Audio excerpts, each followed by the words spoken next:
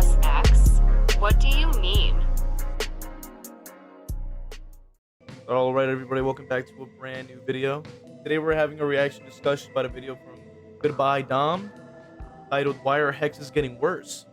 Now, this video was uploaded over a year ago, so I wanted to actually drop in and sort of review the points that were actually being made in this video from a year ago, compare it to the current patch now, and kind of see if it still remains true. Are hexes still getting worse? Are they at the lowest they've ever been? Let's find out.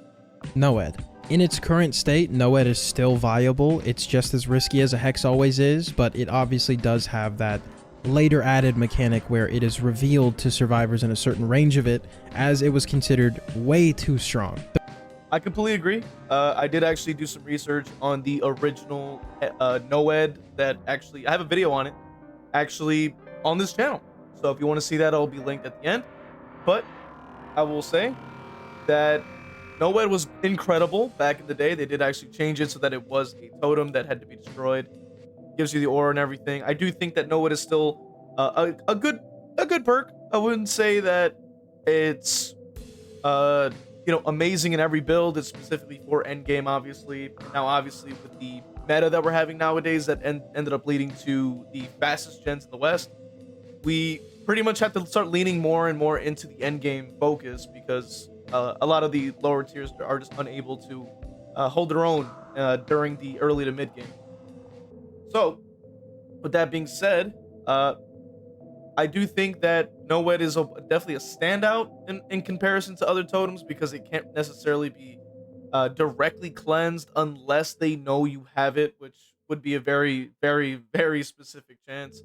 And a very rare opportunity, whether it be like a stream snipe, whether it be some kind of like maybe they know that they're going against you and maybe you use NOED a lot or something like that.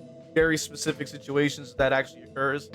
But the one upside is that the totem is not lit until the end, so you actually have a chance of being able to see it activate and being able to apply some end game pressure toward the end game. Now, obviously, there may be people that are going around the map and destroying totems just because of, maybe depending on the MMR level or a bit depending on the player, they might have gone against a lot of NOED at one point or another, so they may have been bringing counter force where you could be going against a cheater, which can apply to all the totems in this case, but obviously for NOED specifically, and obviously within the case of cheaters, a little bit less common than just the average match where you just kind of load in and have NOED at like toward the end of the game.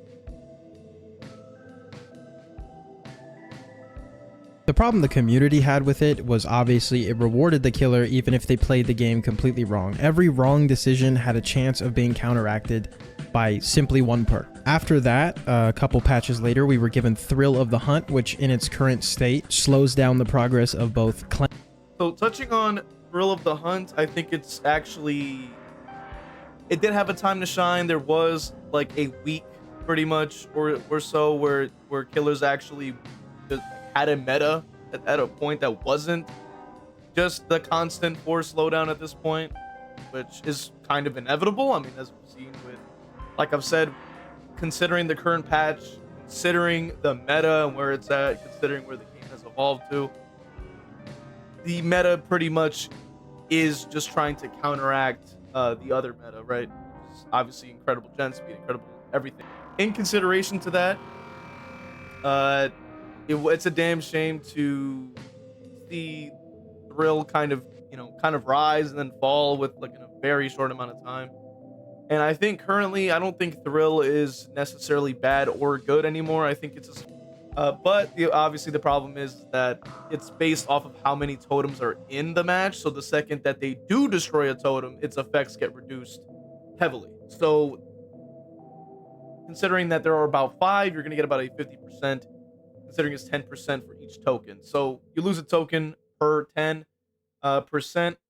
so that is 10% off for each, one every 5 basically. So unfortunate for Thrill. I don't consider it really that amazing at this point, but let's continue. cleansing, and blessing speeds, depending on how many totems are still on the map. Clearly a bit more of a niche hex, and they were obviously going for synergies here instead of just standalone perks such as Noed. And both of these descriptions for perks from that were delivered by Hag of all killers, and yeah, these perks have been relatively unchanged, I think, even since a year ago.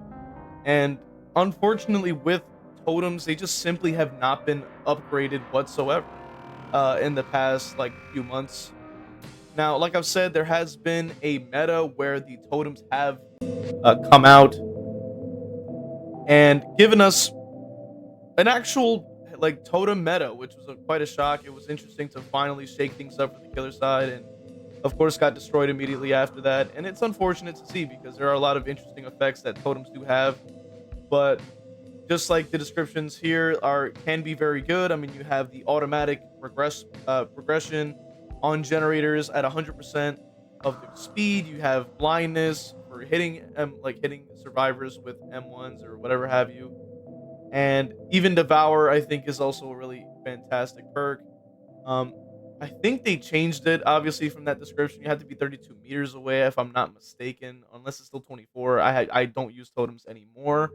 And I rarely even before that use them because it's obviously they're just the main weakness is like the totem spawns and the difficulty to defend those totems depending on your killer choice. So with those two things in mind, it really just makes it impossible when it comes down to using totems, especially on average. You're just going to end up getting them destroyed if you're dealing with competent survivors that understand how, where to see them and where to destroy them, whatever have you. And Devour, I think, definitely a standout. Definitely, there has been times where people can get value. Even I've gotten value from it and stuff like that. But like I've said, kind of falls flat nowadays, and it's really unfortunate. Some value. If I'm a Huntress and I hit you from across the map, you are already blind. But again, even if in their changed states, a lot of people still believe they were too strong. I mean, we still have people complaining about Ruin in 2024. I think it is important to remember, though, when bringing up complainers, that people will quite literally complain about anything they lose to. And no, this is not specific to one role, okay? Killers, if they lose, will get mad at survivors for running whatever perk they're running. It doesn't matter if it's good or not. And survivors will do the same thing for killers. Survivors will complain, oh, it's for regression. And then the killer brings a chase build, and then instead they complain, oh, it's a chase build, I hate chase builds. And again, killers do the same thing with survivors. They'll just point at a random perk in their loadout after the game is over and be like, yup, I knew it, they had this perk, that's so toxic. Dude, like, if you're complaining about windows of opportunity as a killer, seek help. Anyways, yeah, both sides are very akin to just kind of complaining. Obviously nobody likes to lose. And I think it just kind of comes from that. It comes from that sort of emotional response from, just taking a loss when it comes down to this game. Obviously, it's still a video game, of course. There's always going to be a winner and a loser in that case. And I completely agree with that point that is being made. Both sides are completely capable of complaining about either side's perks, and that still even applies in the community even a year later. Now, complaining about hexes, I don't know if I've seen that too often. But that's just an anecdotal, type of thing. Don't really know for sure if people still do. Maybe they do. Maybe they still do. Who knows? Let me know in the comments section if you've recently been using totem builds and had people complained about them. Fast forward to July 2017, where we were given the Huntress as well as her hex, Huntress Lullaby. In its current state, Huntress Lullaby causes survivors to receive a 6% regression penalty when missing skill checks while healing or repairing. And each time a survivor is hooked, the time between the skill check sound warning and the skill check appearing becomes shorter and shorter until 5 hooks where there is no warning at all. This hex gets made fun of a lot because it's not really the strongest thing in the world, but again, it's just a great synergy for other builds. I do agree with the point that this Hex totem is widely clowned on, and I also agree that it indeed does have some synergy. I think with very specific characters, but it does indeed have synergy. And I do think that the reason for that is obviously when you're trying to talk about hexes, the first thing that is immediately going to come to mind is its counterplay. Because the effects can be okay, relatively strong in some cases if we're talking about something like Hex Retribution, for example. Probably not the strongest thing in the world. It literally just, you break it, they break it, you see aura, cool. I mean, that's it. But then you know, sometimes you'll also hear the other side where they go, oh, but devouring, right? So it has exposed and it also can mori at 5 stacks. But the big glaring thing around that is obviously is the fact that it is a hex. So, and considering the hex spawns, I mean, we can even talk about Haddonfield, RP, being 2 examples of very terrible totem placement. Which RPD famously has that 1 hex totem in that middle of the staircase, and in other very obvious locations, and Haddonfield being that there's multiple totem spots that are just blatantly out in the open. If you're talking about the Myers house, like directly next to the staircase, sometimes they put them in the sides of the map, like next to a gen or something like that. So of course it's going to be easily spotted on Haddonfield in particular. Now, there's other cases where you may see, you know, these swamp maps that there may be a little bit harder to find. So I would assume that would be a lot better for you. But of course, I know a lot of people don't want to hear this, but killers really do have a lot less wiggle room in the perks they can bring if they're playing to win. And don't get all weird and be like, oh, well, they shouldn't be playing to win. It's just a game. You play to win too. If you're a Survivor player, you have played to win in the past. You have put on perks to win in the past. Don't act like you've never done that. So fun perks like this. I completely agree with Dom here. That is very true. And both sides play to win.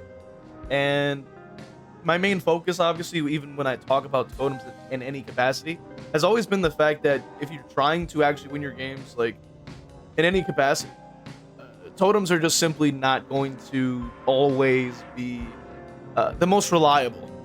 And that in itself, I think, is what makes it so kind of pointless, in my opinion, to even bring them to trials, because obviously you're going to most likely get your totems cleansed at the start of the game, and obviously at the start of the game's existence, I mean, the totems are way better. But as a result, you know, due to its strength, it probably was not fun for whichever side of whatever. So, of course, it led to it being nerfed, but now obviously totems have kind of been left in the dust, I think, in recent memory.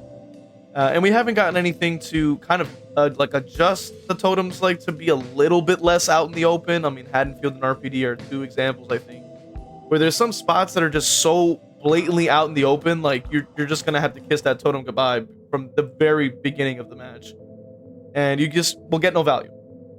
Now, are there cases where either side can have perks that don't get any value in a match? Of course. But I do think that if there was like a mechanic to kind of allow you to maybe relight certain weaker totems that only give you aura, that would be kind of nice. Or make it like so you can relight it by doing an action. That would be kind of cool for the killer. You know, whether it be like I think a good example to me is like Hex 2 can play, where like it can't get cleansed, but you still have a chance for it to come back, and it literally just like gives the survivor a half 1.5 seconds of a flashlight blind for stunning. So like very minuscule, you know, very small, pretty much like half a second. I'm really not even going to really notice that in most cases. And it's very niche, very fun, like sort of like little totem. So I was thinking if we had other stuff that was like sort of non-lethal, if you will, in that kind of sense, where it's like devour can be like just destroyed, whatever.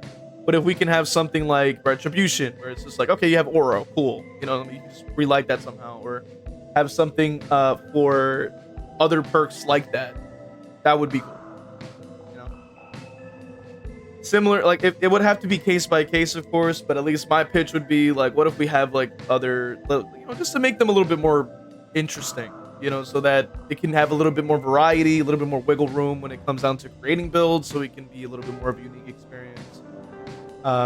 Despite, you know, not everybody wanting to always win their games, it would be nice to at least know if you're not really focus on winning, but more on fun. At least you know that you're not going to be completely steamrolled for using something slightly off meta.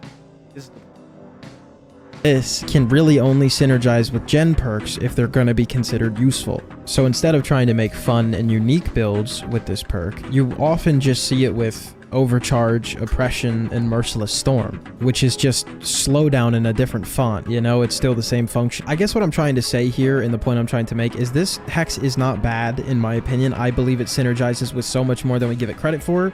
It's just we don't happen to see it that often because it's only really synergized with gen perks. I do agree with that point being made. It does. I would have to say that Huntress Lullaby does synergize with characters even that we already know full well, like Doctor. Pre-rework Freddy had that same synergy where you can increase the damage of these skill checks and stuff like that.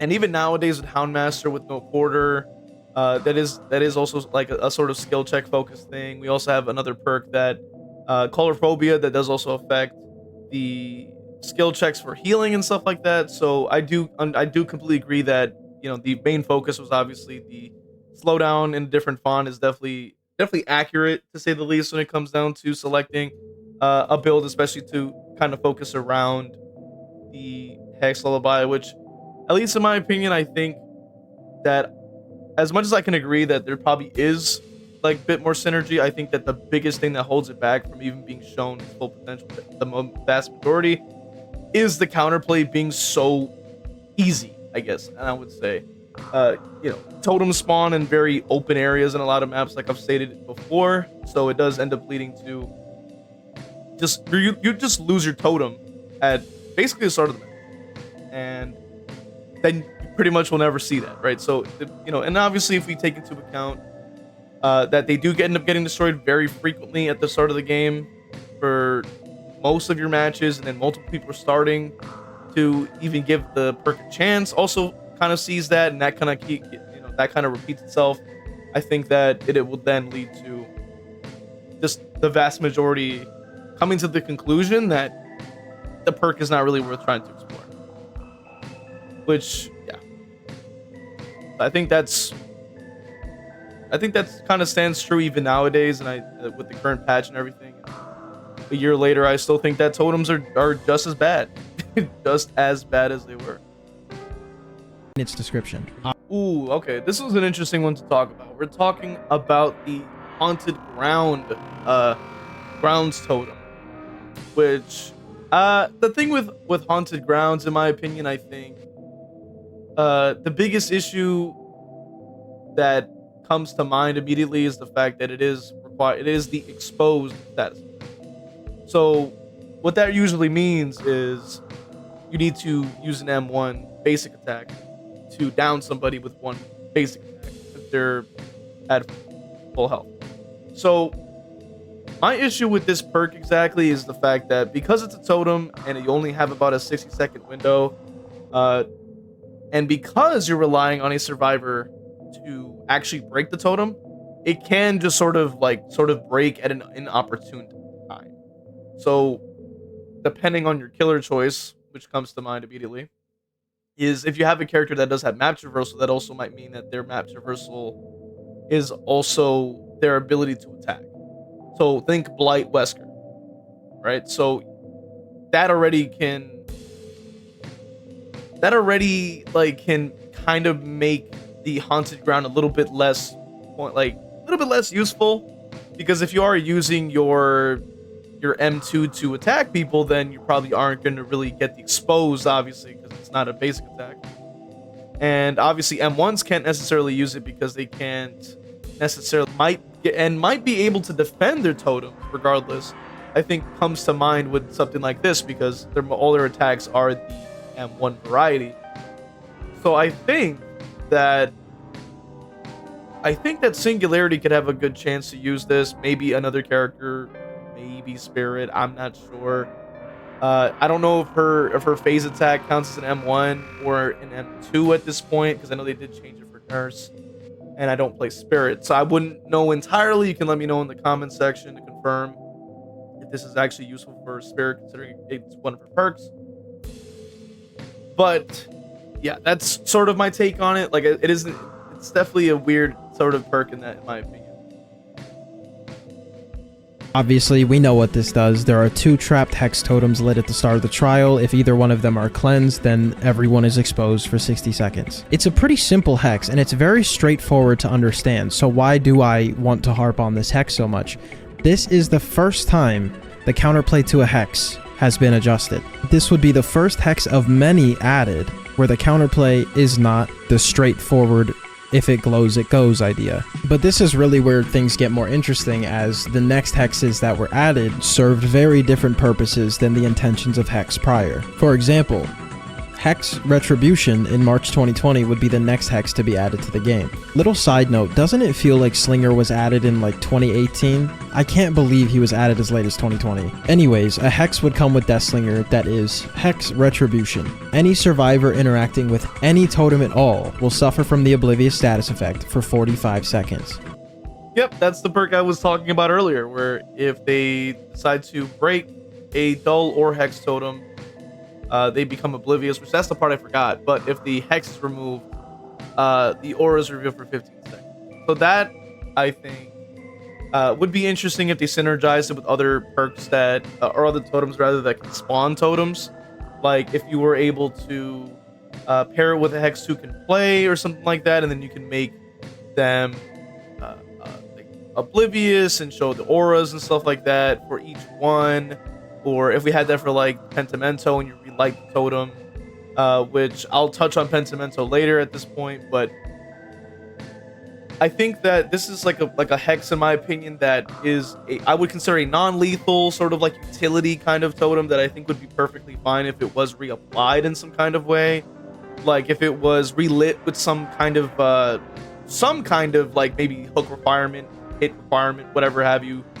I think that would be nice. I think that, considering it is just aura, I don't really think that's really that far out of the question. It really does not do that much, in my opinion.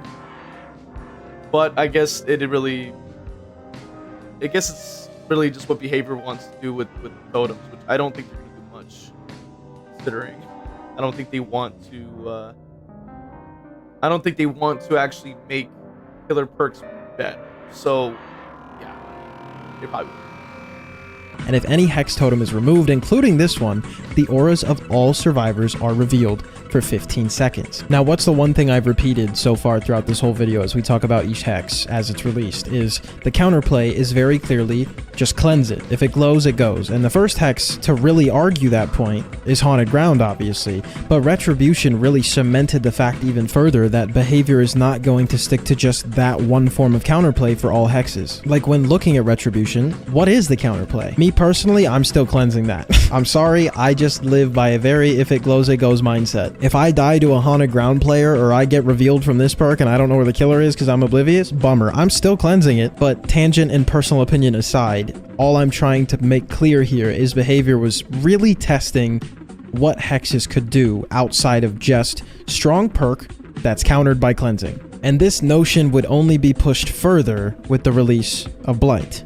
First of all, this would be the first killer with multiple hexes in almost 4 years. And second of all, one of the hexes added in this chapter would completely redefine the purpose of a hex as a whole. I assume behavior saw all the weaker hexes being picked specifically just to shield the stronger hexes by having another lit totem in play. So with this chapter that they clearly put their whole back into, they stopped and they said, you know what if we just released a hex that's sole purpose was to cover other hexes? Of course, we were given Blood Favor. This one is very straightforward. The moment a survivor becomes injured, all pallets within a 32-meter radius cannot be pulled for 15 seconds. Just an opinion here, I absolutely love this perk and I cannot believe that I don't see it more. But obviously, the real discussion here is Undying. I don't see it. Just an opinion here, 32-meter radius. Ooh, okay. So now we're touching on Blood Favor. So Blood Favor, I think, was not very used, like not really frequently used for a long time. I think even over the course of the year, until we've actually seen Kenneki get added, which obviously, considering he's a character that can get a hit very quickly, allows for this totem to be used quite a bit, and I think it's a very strong combo, and I think it's quite good. And I do know that there was complained about quite a bit, obviously, considering that people just hate Kaneki just because. So, you know, for their own reasons, of course. And when it comes down to like totems, like I've said, they're gonna get cleansed. So, I mean, now Kaneki is able to kind of go around the map and very quickly. So maybe I would say he has a much higher chance to get a lot of more value from a totem. In theory, of course. Like, I would say that if there was like Blood Favor in combination with like something like Thrill the Hunt and maybe some other perk or whatever have you, it'll be pretty good, I would assume. Maybe Retribution, who knows? And I think it could be pretty decent. And I have to say that the perk is pretty good considering what it does. Now, this is another perk that I would consider more in the line with Devour, where it's like it actually provides a very strong bonus for what the counterplay is. Definitely a stark contrast in comparison to something like how Retribution is. When I am talking about something about like relighting totems, and that in itself, I think, is what comes to mind. This cannot be pulled for 15 seconds. Just an opinion here, I absolutely love this perk and I cannot believe that I don't see it more. But obviously, the real discussion here is Undying. Not only does Undying reveal any survivors within 4 meters of any dull totem, but it also covers whatever hex is cleansed. If you find Ruin and cleanse it, it won't matter if Undying is active. And even if you know this is the Ruin totem, not the Undying totem, the Ruin totem will just jump to the Undying totem as it's cleansed. To put in simple terms, it doesn't matter which totem you cleanse first. It doesn't matter if you found the bait totem and you found the real totem. Undying's purpose was to make sure that that didn't mean anything. So yet again, we're introduced to another hex where the counterplay is not as simple as just cleanse it. I gotta say, Undying is still just as good as it was a year ago. It probably will continue to still be as good as it is because it's by literally just the defensive totem perk. And it really does not do that much. Now, it does end up leading to more people trying to cleanse, obviously, because it does end up notifying the survivors that their aura is being revealed by Undying.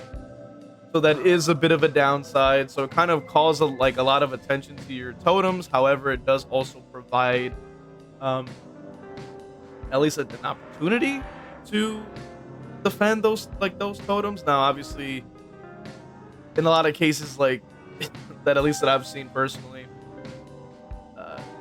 Undying doesn't always matter in some maps. Like I've said, like there are just some maps that you just going, or even matches, you're just going to lose all your totems in the very start of the game. So Undying definitely is common to defend those totems, but obviously, to keep it bluntly, I mean, it can only do so much.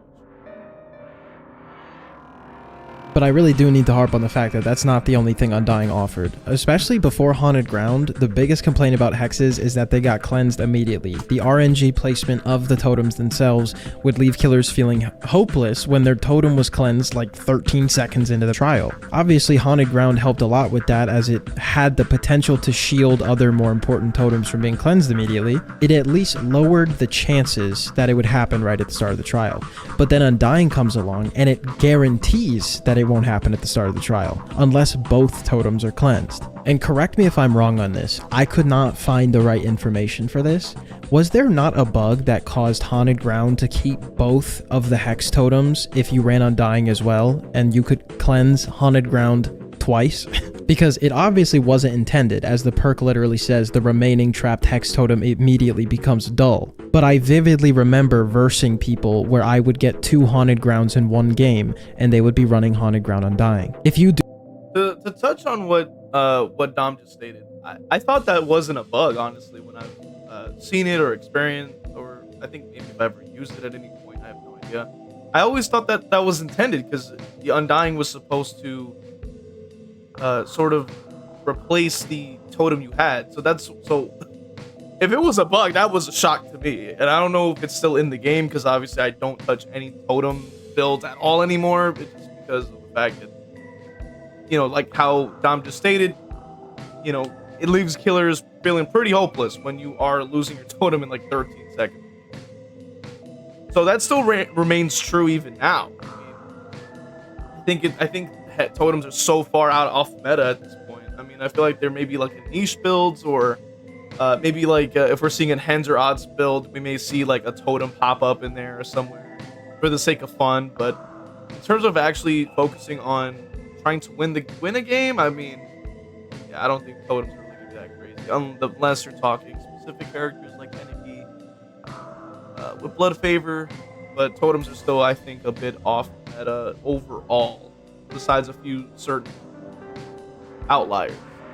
Do have more info on this and you can give me a quick rundown in the comments, I will happily pin your comment as extra information, because I really wanted to add that in this video. And then we'll kind of quickly breeze over crowd control. It was a perk that released rather weak, but recently has been buffed and is a lot more viable now. This hex quite literally blocks a vault for a minute after a survivor vaults it. Yes, it has to be a fast vault, but compared to its release, I do think that buff must have came around the time of the release of the video that I'm watching here, because if I remember correctly, I think you can block about 5 with like each token, right? So you get like 1 token, that's 1 window, and then it goes 2, 3, 4, 5, and then every block after that, I think, I don't know if it removes the block from the first one or if it continues to block more.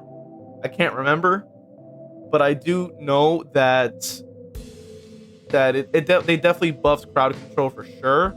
I do think crowd control leans a lot further towards the blood favor and devour, where like it's a very good bonus, and it's nice. Like you're able to, you know, sort of anti-loop without having to bring a character that can do that. So it does help kind of strengthen a little bit of the weaker within the herd. Now, obviously, you know, it's still a totem, so just expect it to go bye-bye at the start of the game. But hey, at least it's a cool. I would consider this more akin to what a hex is normally advertised to be: high risk, high reward. But usually the risk is a lot higher than the reward in a lot of cases. stay form, which was only a 14-second block. A minute block is an insane buff, and if you've noticed, I've purposefully been using the present day purposes of these hexes instead of their release day purposes, because I want to talk about hexes in the form that the devs intend them to be, which is going to be their present form, not their past form. If they intended for the past form, then the past form would still be in play, you know? So I guess I'm trying to give the benefit of the doubt here to the devs. Why is that important? Because after crowd control is the whole reason I'm making this video. This is where hexes start to have the most insane identity crisis I have ever seen. A mechanic that up to this point has had a few outliers in definition, but overall it's still, if it glows it goes, or just cleanse it and you know, face the consequences. But this is where we hit a point where those consequences of cleansing hexes becomes more and more of a problem. And as the popularity of hexes are on the rise again, the introduction of new hexes just don't make sense. So let's continue on the pace we've been going. The next hex is Plaything. There is absolutely no argument from anyone that this is not a fantastic perk. Well, I will say, speaking from a year later, this perk has been absolutely I will say that at the current time of recording this video, I will say that the perk is still pretty good, but I think now it's I think it's actually now a basic perk for people that or you know, free pretty much for anybody who plays the game now, because it was a pinhead perk and he was removed from the game. So now Plaything, I think, is called something else. I don't even know the name, because I had pinhead the whole time, so I don't know what it's called now, but Plaything is pretty nice. I will say it does kind of work completely outside of what totems do now, where it's, instead of it having to be some kind of risk reward, now it's sort of passive slowdown instead. And it does offer the oblivious status effect, which works quite well on stealth killers, maybe even more like very high terror radius characters like Hillbilly, Blight, Kenicky. Great options for those characters. Good on Chucky specifically because he doesn't have the he's not undetectable, so the giggle directional giggle will not be active. So that's really good. Overall, Plaything is a standout perk that I think can be kind of placed into builds quite nicely if you are focusing on having obliviousness for whatever reason. Now, there is another perk that this was paired with that I want to touch on. That was honestly like they would go perfectly together, which was Hex Pentimento, and unfortunately, it hasn't been brought up yet in this video, but we'll once again, like I've said, we'll talk about it. Incentivizes the killer playing for first hooks on all survivors instead of tunneling one out at 5 gens. As the brand new mechanic introduced in this chapter, Scourge Hook would also incentivize. But this is not a video about Scourge Hook, so let me stay on track here. For the 4 of you here that don't know what Plaything does, it was released in September of 2021, and any survivor hooked for the first time has a hex totem lit randomly somewhere on the map that immediately makes you permanently oblivious. You might think, oh, this is similar to Third Seal then, because, that makes you blind. No, this is very different. Each survivor has their own hex totem, and in fact, for the first 90 seconds of them being hooked and that hex totem being lit, only they can cleanse it. Even if another survivor sees it, it will be blocked. And that's what's important here. First of all, it is the first hex to light per survivor instead of 1 hex. And it also is the first hex to be blocked in any way, shape, or form. I played DBD on and off for years with friends, never really alone, and then 2021 was the year that kind of changed that for me. That whole year's worth of releases pulled me so deep into DBD, and it's 2024 and I still haven't got out. Someone please help me. But the reason I bring that up is because I was playing DBD a lot at this time, and I remember this releasing, and everyone was losing their minds saying like, is this even a hex perk? Like, what is this? Because again, yeah, the counterplay is cleansing, but then there's 3 more of them. In the case of Third Seal, if 3 of you were blind and 1 of you wasn't, only 1 of you has to find that totem and cleanse it, and you're all good to go, If 3 of you are oblivious from Plaything, 3 people have to go find their hexes and cleanse them. Or someone has to wait 90 seconds per totem and cleanse them individually. But it only gets weirder from here. Thinking back to my mindset in 2021, I am baffled that hexes got as weird as they've gotten, because I remember Plaything releasing and being like, they will never do a whack hex like this again. And again, don't misinterpret my first impressions of Plaything as anything else but a first impression. I love that perk so much. When I took Unknown from Ash to Red when I was making that guide video, I realized Plaything Third Seal is such a stomper build for solo queue. It was by far my lowest losses of any killer I've taken from Ash to Red. In the same way, taking Spirit from Ash to Red and running Ultimate Weapon Deadman switch made me make the Deadman's video, running Third Seal Plaything is what made me make this video summarizing and being confused about the evolution of all of the hexes. You don't care about what inspired me to make this video. Let's continue past Plaything. After Plaything is where things get really fucking weird. Pentimento. Oh god. I find it so funny that these released in succession, because saying Penti Plaything is like saying Ender Fury or Overbrine Eruption. Like, these perks are notorious for synergizing. The first video that ever broke 500 views on this account for me was a video about Plaything Penti Plague, which is just really fun alliteration, but what am I saying? Pentimento and Plaything could not synergize more than they do. I will die on the hill that the release of Pinhead into the release of Artist was the best killer perk run we've ever had. Name 2 other killers that released in succession that had such good perks. We went from Deadlock, Gift of Pain Plaything into Grim Embrace, Pain Res, Pentimento. What the fuck? Anyways, back on track. What does... I want to touch on what Dom just stated here. I completely agree with the point that that succession of the chapter releases was so great for the killer side, in the sense that we were able to get some very nice perk synergy. And I don't even think, in recent memory at least, I don't think we've had any sort of synergies like that ever since, which is interesting. And even talking about the synergy even now is a damn shame, because obviously in the current patch of the Pentimento right now is so useless. Like, they absolutely gutted Pentimento now, and it is a damn shame seeing it go, especially because of the fact that it was very flexible in its capability. It was very, very like sort of risk reward. It was very devour in that sort of way, where you could like try to get them to all cleanse, and then you try to lock in that 5 stacks of Pentimento. It was always like an interesting experience trying to do that, and it was always very, very hype when I was able to do that. I think it was about twice I managed to be able to pull it off with different killers, to try to just get that 5 stack. It was always something to look forward to.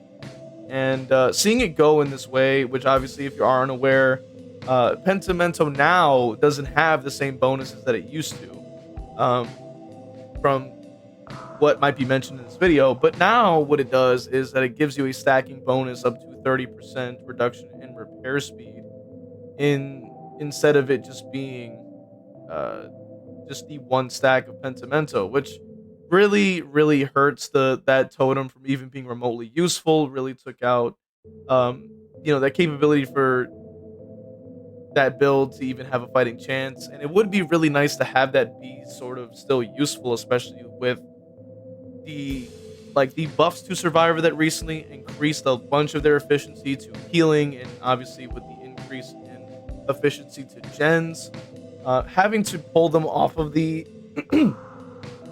the generators, and having them to just touch totems, having them to just do other stuff, would be a lot better for that experience. But of course, not anymore. Not anymore, because you're only going to be gaining about a 6% on the first token, which only just counters deja vu, I guess, which is really not important when proof thyself just shoots right past it, and then every other toolbox will shoot right past it. So that little 6% is really not going to be noticeable. It's very, very bad, and it's unfortunate. So that is mainly what I want to touch on today.